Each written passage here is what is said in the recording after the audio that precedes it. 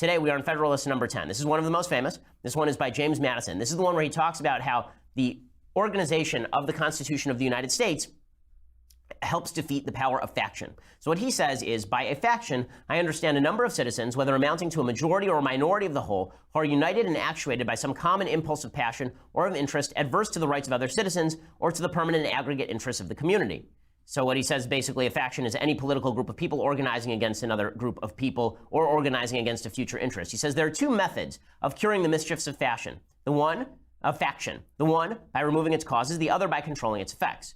There are again two methods of removing the causes of factions. The one by destroying the liberty which is essential to its existence, the other by giving to every citizen the same opinions, the same passions, and the same interests. So here's what he says. He says, basically, if you want to stop factions from tearing a society apart, stop the majority from hurting the minority, or the minority from hurting the majority, there are only two ways of doing that. The one is to get rid of the causes of faction, so make everybody think the same way. The other is by controlling its effects. If you want to get rid of everybody thinking differently, the only way to do that is by getting rid of liberty on the one hand, or by giving every citizen the same opinions, the same passions, and the same interests through training.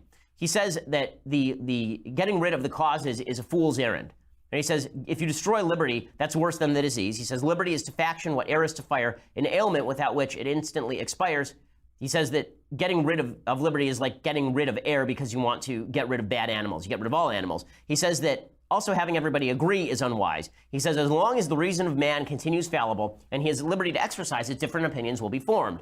And as long as the connection subsists between his reason and his self-love, his opinion and his passions will have a reciprocal influence on one another, and the former will be objects to which the latter will attach themselves. In other words, what he's saying is, even if you could try to reason everybody to the proper solutions, people are actually not driven by reason. They're driven by passion, and then they make excuses for the passions that they seek in politics. He also points out faction is not going to be cured basically without fascism. He actually dramatically foresees Marx. He says that there will always be material inequality in a free society because people have different abilities. He says the diversity in the faculties of men from which the rights of property originate is not less an insuperable obstacle to a uniformity of interests. He says we're always going to fall into mutual animosities based on our varying viewpoints and different abilities. And he says legislation means that we're judges in our own case. Right? So if you were going to judge between the rich and the poor, you really can't have them just vote on it because now you're a judge in your own case. So what do we have to do? That leaves us with the second solution, and that is we have to control its effects. So if we have a minority seeking to impose on the majority, we don't have a problem, right? Because the minority can't impose on the majority. But what if a majority wants to impose on a minority? Then we have a serious problem. And he says no informal checks and balances will suffice. He says either the existence of the same passion or interest in a majority at the same time must be prevented, or the majority, having such coexistent passion or interest, must be rendered by number and local situation unable to concert and carry into effect schemes of oppression. So what he says is if you have a big republic with lots of varying interests, it's hard to actually motivate a majority to curb the rights of others. He says pure democracy is going to fail because in a pure democracy, you can just have the majority all over the place vote for one policy, but a republic is better.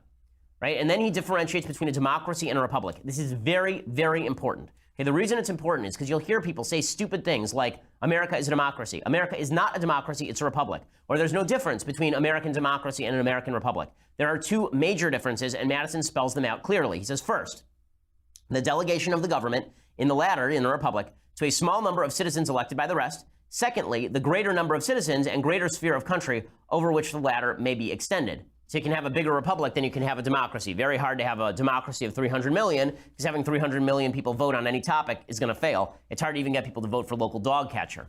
So what he says is, as far as the number of legislators, first, you can't have too many and you can't have too few. If you have too few, it begins to become an oligarchy. And if you have too many, it's hard to get anything done.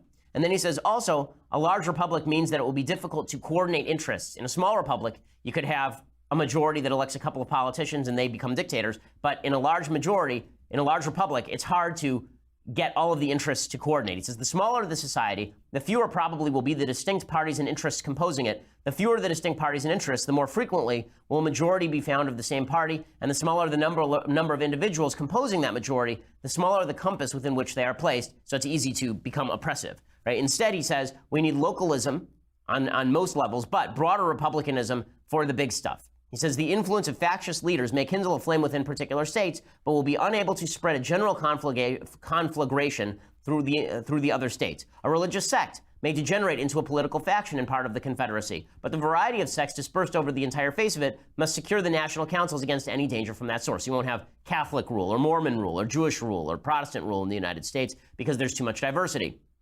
He says any bad policy should basically be canceled out. Any oppressive policy should be canceled out. Now, this was largely true in the United States, except for the massive injustice of slavery, in which federalism prevented the imposition of a better policy on the states.